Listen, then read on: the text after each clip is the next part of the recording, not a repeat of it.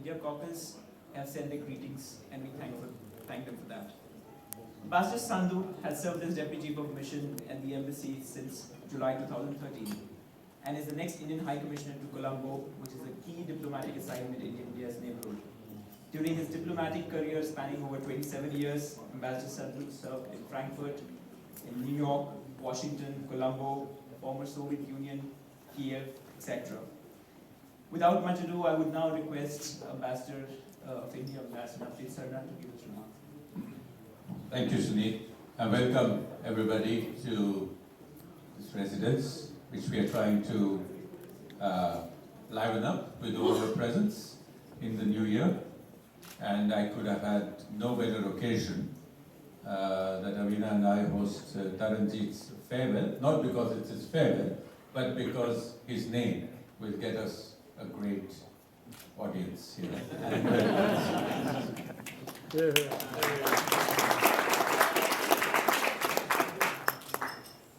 I think I don't have prepared remarks. Taranjit has a sheaf of papers.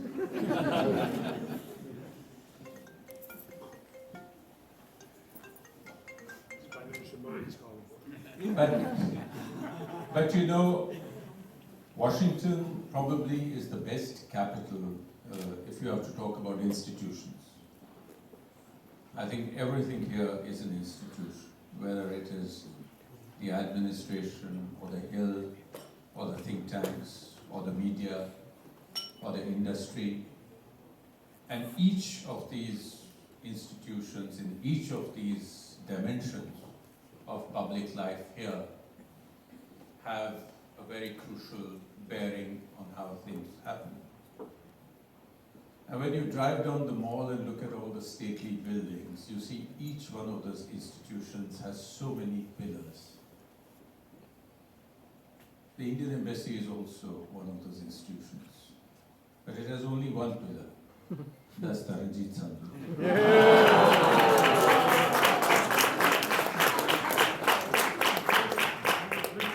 And I shudder to think what happens when that pillar decides to walk away. I don't know. You know, the last time I heard it, the equivalent, it was Atlas shrugged, and the world fell down. I think Taranjit has decided enough is enough. Too much hard work. The golf courses of Sri Lanka beckon, and the beaches of Sri Lanka beckon. We have the ambassador of Sri Lanka here, who will testify to the beauty of Serengeti. So, for us, it's a very, very difficult bridge to cross of having Taranjit leave us. And I have had the privilege of knowing Taranjit virtually since he joined the Foreign Service. Day before yesterday. And I've had the privilege of watching him work in the next room to me when I was in charge of press here, as he was in charge of congressional liaison here. We were here from, I think, 98 to 2000 together.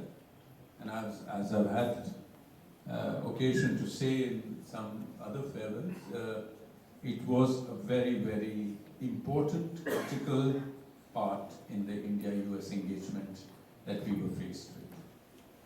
It was just after the nuclear tests. There's a lot of blood on the floor. But there was also an opportunity. There was an opportunity because suddenly people said, yeah, India, what is India? We suddenly jumped from snake charmers and elephants and PL-480 loads, etc., into that this is a nuclear space capable country, it's done it on its own. This is a country which can help us solve the Y2K problem. This is a country which is aspirational, it's a democracy. And I think both of us in our particular niche areas, we found that if you push the door hard enough, it opened. and we went in there and we had great fun. So I think Taranjit is probably one of the unique people in the Indian Foreign Service as far as India-US engagement is concerned. And I think we have a lot that we, certainly the Foreign Ministry of India, owe to him as a person, as an officer, as a diplomat, for where we are in the engagement today. I've rarely seen anybody, in fact I can't think of anybody else, frankly, who has approached his job with so much verve, strength, enthusiasm, conviction, and complete dedication. And this is something which has to be valued. Now, how do we value it? We make him High Commissioner to Singh. I think at every stage in a diplomat's career, he does the big wide world, and then he wants to get closer home. And we've all been through that, because if you spend all your diplomatic career around home, then you don't get that view. And if you spend all your diplomatic career in faraway capitals, even in big capitals, you get a sort of, you wear better suits, but you don't get that, you don't get your hands dirty. And I think this is a crucial stage in Ambassador Sandhu's career, where as he moves on to greater stations in the Indian Foreign Service, critical posting in the neighborhood is a dream, and something which many officers would be competing for, but there was no question about it. He was a shoo-in, and there he is, and I think he's going to have a great time. I'd just like to say one more thing, and then I'll leave it at that. That, you know, I've said everything about being diplomats, but I think ultimately it's the person. I think you find 100 diplomats who can do a good job. But ultimately it's the person, because it's this game of ours, whether we can call it a game, is all about relationships. It's all about having the other person believe that what you say you really mean, and you will deliver. And I think Taranjit has that. He has that personal conviction and the ability and the sincerity that comes through patently, and that is why we have this wonderful gathering here today. Taranjit, good luck.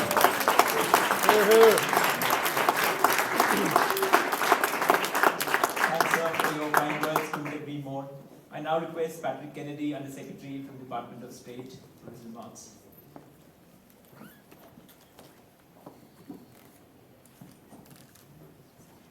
It is always a mistake to speak A, after a distinguished ambassador, and B, after someone who has been so adept in his career in handling the press. He makes the words flow easily. So I feel inadequate to talk about my good friend and the superior diplomat that the ambassador is, because you've taken all the words. But I will try a few Americanisms here.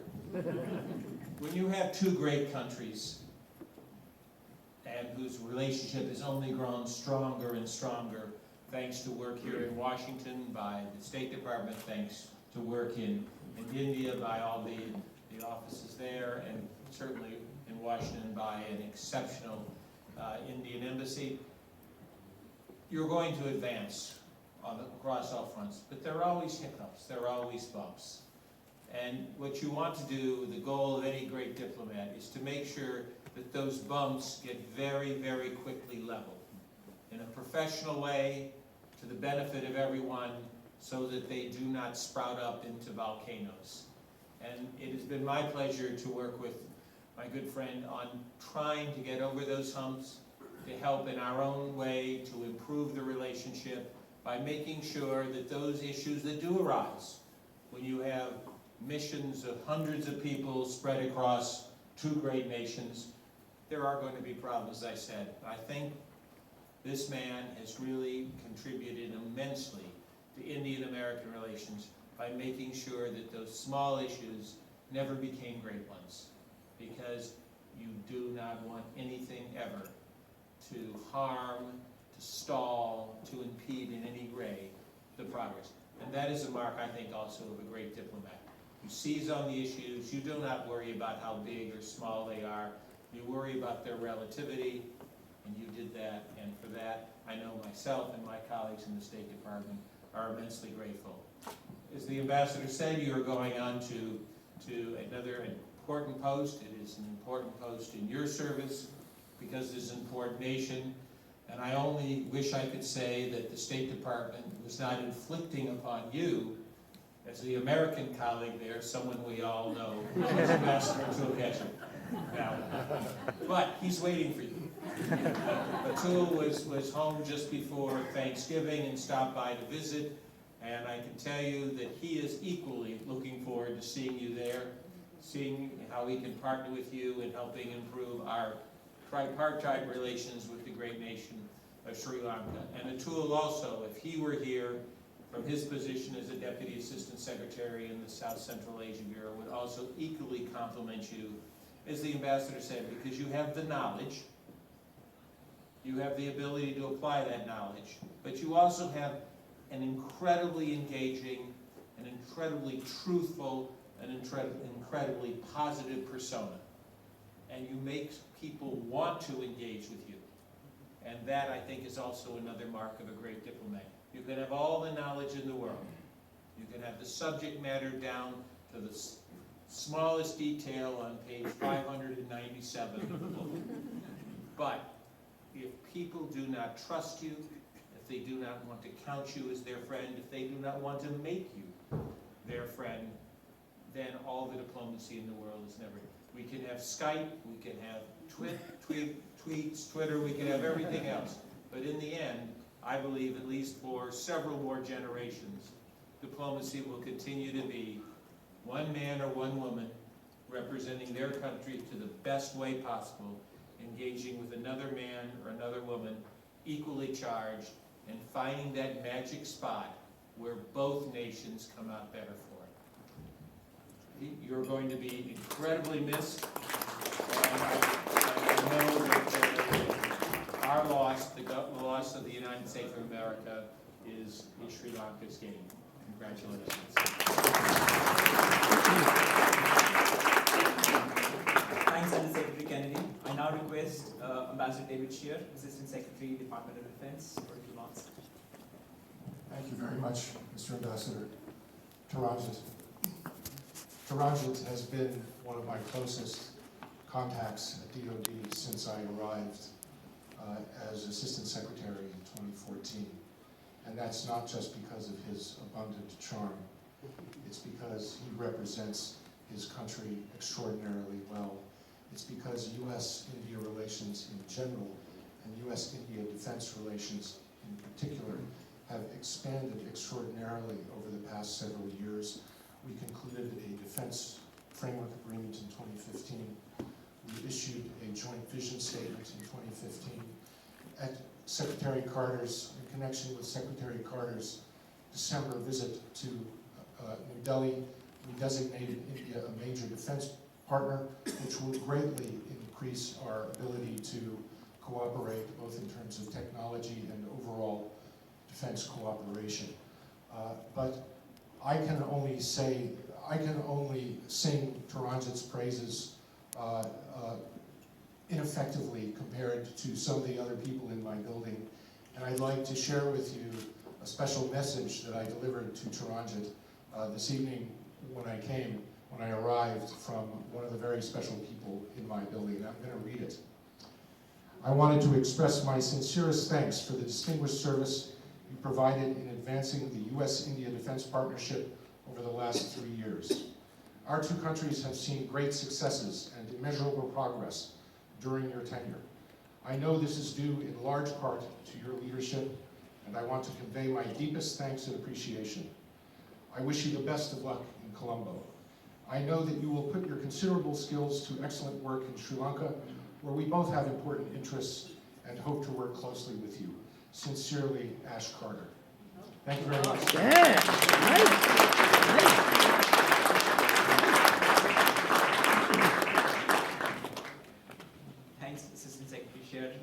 for your remarks and for the wonderful message from Secretary Carter.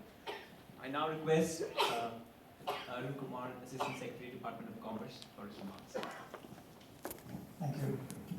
First of all, I want to thank Ambassador Sadhna and Mr. Sadhna for this wonderful event, gathering together truly the India Brains Trust and the India Interagency right here in one place. The fact that everyone is here so enthusiastically is a testament to the regard in which Ambassador Sandhu is held. For me, it's a special privilege to be here to honor him, so just a few words to honor my dear friend, Taranjit. He has been a leader in advancing the economic and commercial aspects of the US-India relationship, just as he has been on other fronts. For me, I worked with him on the commerce side of our relationship. And I think Ambassador Kennedy talked about how it's important to make sure that all the small things are handled. I want to say that he also was willing to reach for the brass ring. So he worked very ambitiously to elevate the relationship. At a time, frankly, in 2014, when people were a little skeptical. So we in the Department of Commerce are very grateful for his leadership. I'd like to convey Secretary Pritzker's personal regards for all your work. You will certainly be missed. For me, working with him, I found him to be just an outstanding diplomat, very good at presenting the Indian point of view, and also very good at finding common areas so we could both work together. And that was really critical, finding those areas of common interest, advancing it. He also was very realistic, while ambitious. He could also say, we can do the following things, or these things, maybe we do that later. So I just found him to be just a consummate partner in the work we did. You will be really missed. I also want to recognize Ambassador Sandhu, Taranjit's better half. I don't know where she is.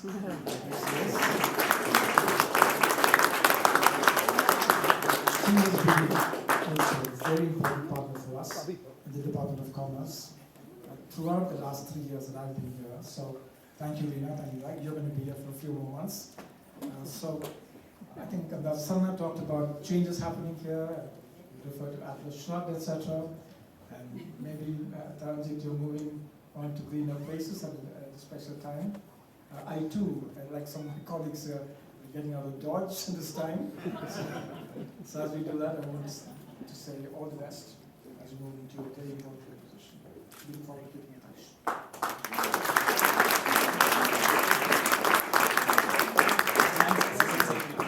I would request Diego Morales, Special Assistant to the Vice President-elect Mike Pence, for his remarks. Thank you so much. First of all, let me say that Indiana is well represented tonight. I'm happy to tell you that our good friend, businessman Bharat Patel, Sumita Bahia, my dear friend Raju Chintala, and my other good friend Gurinder Singh Khalsa, all prominent Hoosiers from Indiana are in the house tonight. Mr. Ambassador, thank you and welcome to our great country. We look forward to welcome you this weekend in Indiana. Sir, thank you for your service. We wish you good luck on your new post, on your new assignment. And we are so grateful that all the years that you spent here in our great country. The state of Indiana has a little gift for you, and I hope you will remember not only this great state, but the best state in the nation, Indiana.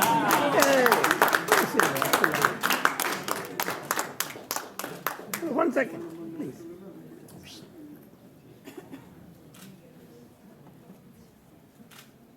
Great. Thank you, Mr. Morales, for this wonderful gesture. I would now request Ambassador Taranjit Singh Sandhu, Deputy Chief of Mission, for his remarks. I had actually come with some prepared text because I didn't want to get very emotional. But since and as he said, well, I should have started a long ago. But I will dispense with the prepared text. Firstly, Page and Kabina, both very, very dear friends. Before my boss, as he mentioned, in fact, we go back a long way. And I think among some of the people in the audience here, we all had the privilege of celebrating the new year, that is the 2000, the Y2K. in his house. And actually the lights didn't go off. So, thank you so much. Thank you, sir, for organizing this wonderful evening. And I thank each one of you. At some stage or another, I have connected with you. You have partnered with me. And all the nice words which I got to hear today, in fact, I didn't realize that that's my worth, but it's all thanks to the partnership with each one of you. And thank you for coming this evening. I think both my tenures here have been extremely satisfying, have been very educative. Of course, there were challenges, but each one of them we were able to, together with, as I said, partnering with each one of you at different occasions for different issues, we were able to come out very successfully. In fact, in this particular stint, the success is very evident from the fact that there were 5 Prime Minister's visits which I handled, which many of us, I think, perhaps at least one or two colleagues would have done all 5, but definitely the great 4, that is of the Prime Minister Modi. Each one was a unique visit, and there is a memory attached to every event that was organized. And in addition, we had the historic visit of President Obama as the chief guest of our Republic Day. So, as they say that the fact sheet, as we tick the boxes, these themselves speak of the depth and the length of our relationship which has come. Today we have one of the largest number of dialogues between any 2 countries are with the United States. As my good friend David mentioned here, in the defense, we conduct the largest number of exercises. We have very ambitious agenda of moving to co-production, co-development. We are a strategic partner, and I think I will not be wrong that between our Defense Minister and Secretary Carter, we had 7 visits both ways. well, 7 meetings and definitely 5 visits. So that's the sense of the depth and achievement which I go from here. But even more importantly, I think the opportunity, and as I mentioned to you, that both my visits have been, my tours have been educative, this one even in particular. But the most wonderful part is that the opportunity which the United States provides for us to be able to sit across and have a frank exchange of views. And that's what I mentioned today, the exchange of views is perhaps the widest. In a very American style, they say, what are the 3 things you will remember? Well, in this stint, I have so many things which I will remember. But if I'm asked 3 things, 3 very important events. First, the diplomatic crisis, which we got over. A lot of thanks to Secretary Kennedy here. He partnered with us. We were able to overcome it. The number 2, the wonderful visit of Prime Minister Modi in 2014. I think all the Indian Americans will remember it. Each of the events were well thought out and thankfully, beautifully executed. And I'm saying thankfully, thank God. Because what ends well is always considered well. I'm not going to take your time into going into details. That's why I said that all of you would remember that. And finally, as I said, there are many more, but the third is actually the historic address of my Prime Minister to the US Congress. Yeah. Many of you have noticed it, but if by any chance you have missed it, just go to the YouTube and hear it out. It was amazing. It was amazing, proud feeling for an Indian diplomat to be sitting in that room and to hear all those cheers and claps for my Prime Minister. And here, I will just take 2 extra minutes to mention that the US Congress has played a very special role in building United States-India relations. And as Ambassador Sarna mentioned, that we have a very long memory of that. Just after the nuclear tests, it was the United States Congress which stepped in and put the foundation of the relationship which has come up today. And when Prime Minister Modi spoke in that special building, it was culmination of that beautiful relationship. And that's why this evening I will especially thank all the congressmen, not just the India caucus, but members of different committees. They have always held our hand. This evening too, the vote got very extended. Otherwise, we did get special messages from Congressman Steny Hoyer, Congressman Sessions, Congressman Bera, Congressman Holding, of course Senator Peters, and many, many other friends. And finally, last but not the least, the wonderful Indian Americans here who have in the past couple of years got trained so well. Their success, particularly in the public service, and I don't have to add too much there. In the present US Congress, we have 4 congressmen of Indian American origin. We have the lady senator from California, and finally the governor of South Carolina, who's soon going to be a cabinet member of the United States. So with these words, I greatly recognize, and I want to mention to you that the people of India and the government of India are very, very proud of your achievements. We wish you even further success, and the India-United States relations are very much safe in the hands of Ambassador Sarna, who, as all of you know, comes with so much of experience.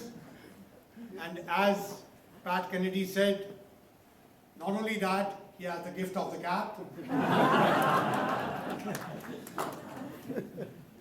Again, taking a minute, I recall when we were neighbors. Actually, we are neighbors even now on a different floor. But when he was the Minister of Press, Information and Culture, and we were getting hounded after the nuclear test. In fact, I still recall Senator Jesse Helms. He was having a hearing on India-US economic relations, and the nuclear test took place, and he changed it to India's nuclear test. And not to be quoted, despite number of press guys here, I still remember his quote. My DCM, me and Ambassador Sarna, we were all 3 sitting there, and he said, India has not only shot itself in its foot, it's shot itself in its head. And when we were coming out, we were both the turban guys, so CNN immediately saw Indians and got after us.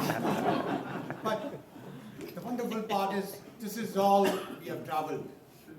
And today, this relationship, I think both India and United States stand proud as democracies.